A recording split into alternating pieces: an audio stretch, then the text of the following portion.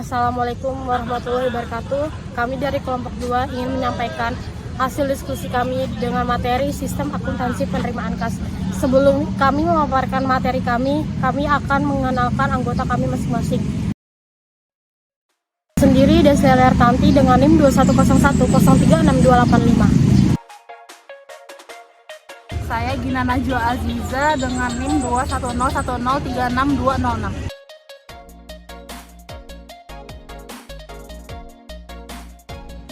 Saya Milih Sari dengan NIM 21010360.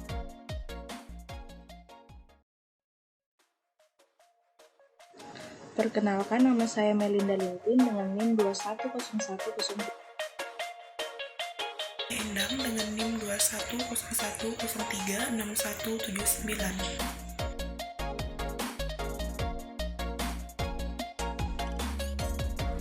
Perkenalkan, nama saya Safiana Agustina Anya dengan NIM 2101036232.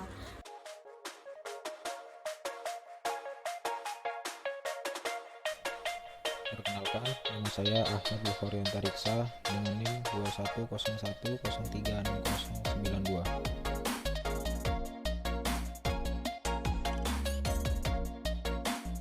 Perkenalkan, nama saya Maulida dengan NIM 2001036141.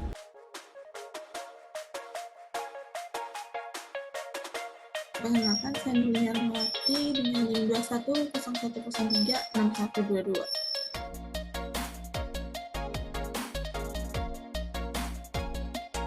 Perkenalkan, nama saya Farah Nisa dengan NIM 2101036150.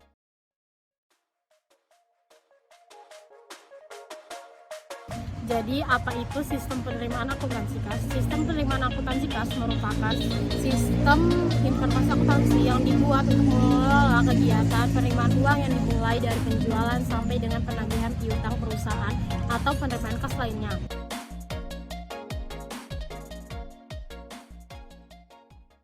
Penerimaan kas penjualan berasal dari dua sumber utama. Yang pertama, sistem penerimaan kas dari penjualan tunai, dan yang kedua, sistem penerimaan kas dari piutang. Sistem penerimaan kas dari penjualan tunai merupakan penjualan tunai dilaksanakan oleh perusahaan dengan cara mewajibkan pembeli melakukan pembayaran harga barang lebih dahulu sebelum barang diserahkan oleh perusahaan kepada pembeli. Yang kedua, penerimaan kas dari piutang dapat dilakukan melalui berbagai cara. Yang pertama, melalui penagihan perusahaan, yang kedua melalui pos, dan terakhir melalui block box collection plan. Sistem penerimaan kas dari penjualan tunai terbagi menjadi 3 prosedur. Prosedur penerimaan kas dari over the counter sales, yang kedua prosedur penerimaan kas dari cash on delivery sales atau COD sales, yang terakhir prosedur penerimaan kas dari credit card sales. Sistem penerimaan kas dari penjualan tunai terbagi menjadi 3 prosedur. Prosedur penerimaan kas dari over the counter sales, yang kedua prosedur penerimaan kas dari cash on delivery sales atau COD sales, yang terakhir prosedur penerimaan kas dari credit card sales. Saya akan menjelaskan tentang sistem penerimaan kas dari penjualan tunai. Di sistem penerimaan kas dari penjualan tunai ini terdapat 3 prosedur. Yang pertama itu penerimaan kas dari over the counter sales, yaitu pembeli datang ke perusahaan melakukan pemilihan barang atau produk yang akan dibeli, lalu melakukan pembayaran kasir dan kemudian menerima barang yang sudah dibeli. Lalu yang kedua adalah prosedur penerimaan kas dari cash on delivery atau COD sales, yaitu transaksi yang melibatkan kantor pos, perusahaan angkutan umum atau angkutan sendiri, dan penyerahan dan penerimaan kas dari hasil penjualan. Yang terakhir adalah penerimaan kas dari credit card sales, yaitu salah satu cara pembayaran bagi pembeli dan sarana penagihan bagi penjual yang memberikan kemudahan baik bagi pembeli maupun penjual.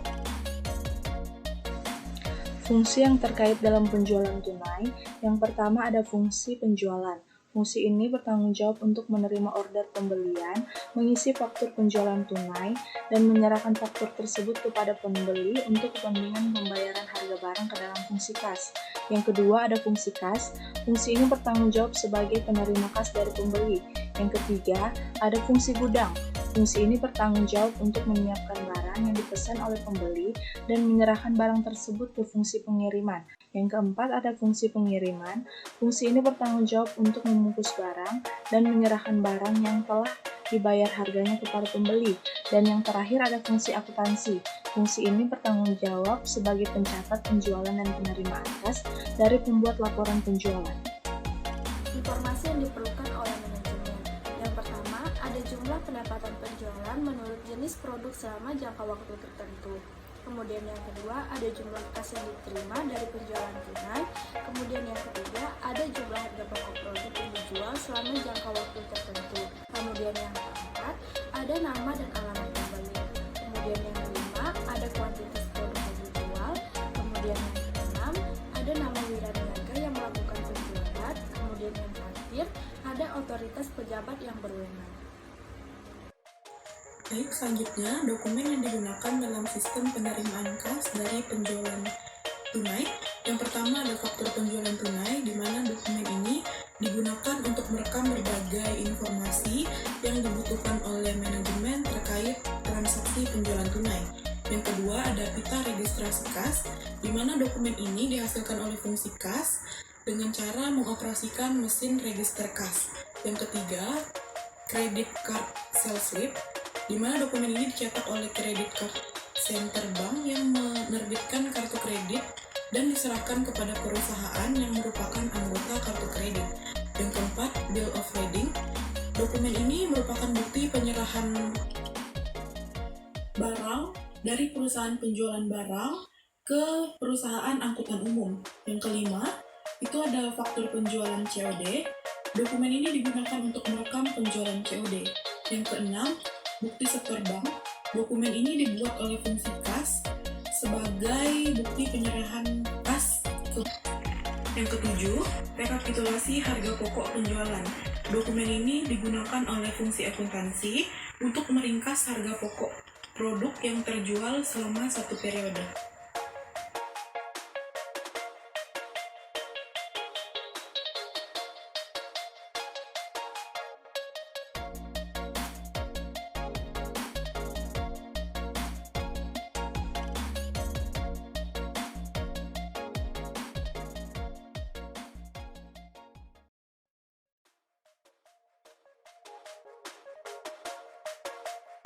Kemudian ada catatan akuntansi yang digunakan. Yang pertama adalah jurnal penjualan.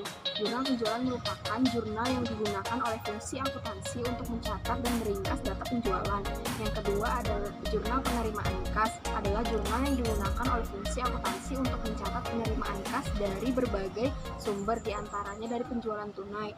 Yang ketiga ada jurnal umum, adalah jurnal yang digunakan oleh fungsi akuntansi untuk mencatat harga pokok produk yang dijual. Keempat ada kartu persediaan, adalah jurnal yang digunakan oleh fungsi akuntansi untuk mencatat berkurangnya harga pokok produk yang dijual.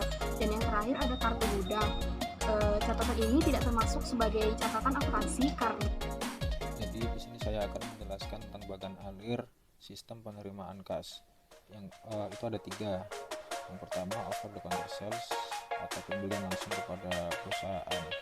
Jadi itu seperti saat kita melakukan pembelian di suatu minimarket, kita datang kemudian mencari barang yang kita beli, lalu kita ke kasir untuk melakukan pembayaran. Setelah itu kasir akan memberikan bukti transaksi kepada kita. Yang kedua cash on delivery ya, atau COD, terjadi ketika penjualan di luar kota. Jadi itu pembeli melakukan pemesanan barang kepada penjual, lalu penjual akan mengirim barang kepada pembeli melalui ekspedisi atau kurir. Kemudian kurir akan mengantar kepada pembeli dan menerima pembayaran dari si pembeli, lalu konfirmasi kepada penjual kalau telah terjadi COD sales. Untuk yang ketiga, credit card sales atau penjualan melalui bank kredit, melalui kartu kredit. Jadi itu pemegang kartu kredit membeli barang atau jasa dengan kartu kreditnya ke toko atau perusahaan. Kemudian toko atau perusahaan menyetor kredit card sales slip ke rekening giro toko. Lalu bank penerbit kartu kredit secara periodik akan menagih utang kepada pemegang kredit cardnya. Terima kasih. Fungsi yang terkait dalam penerimaan piutang itu ada 5. Yang pertama ada fungsi sekretariat, itu bertanggung jawab dalam penerimaan cek dan surat pemberitahuan melalui pos dari para debitur perusahaan. Lalu yang kedua ada fungsi penagihan, itu bertanggung jawab untuk melakukan penagihan kepada para debitur perusahaan berdasarkan daftar piutang yang ditagih yang dibuat oleh fungsi akuntansi.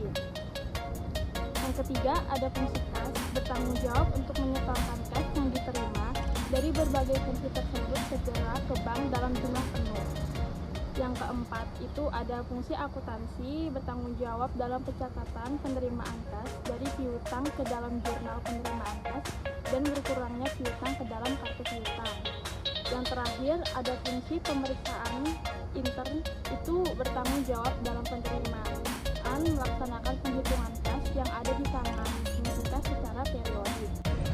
Jadi selanjutnya tentang dokumen yang digunakan dalam penerimaan kas itu ada surat pemberitahuan, yang kedua bukti setor ke bank, yang ketiga ada kwitansi. Pengertiannya yang pertama, surat pemberitahuan adalah dokumen yang digunakan oleh debitur untuk memberitahu maksud pembayaran yang dilakukan. Yang ketiga, bukti setor bank.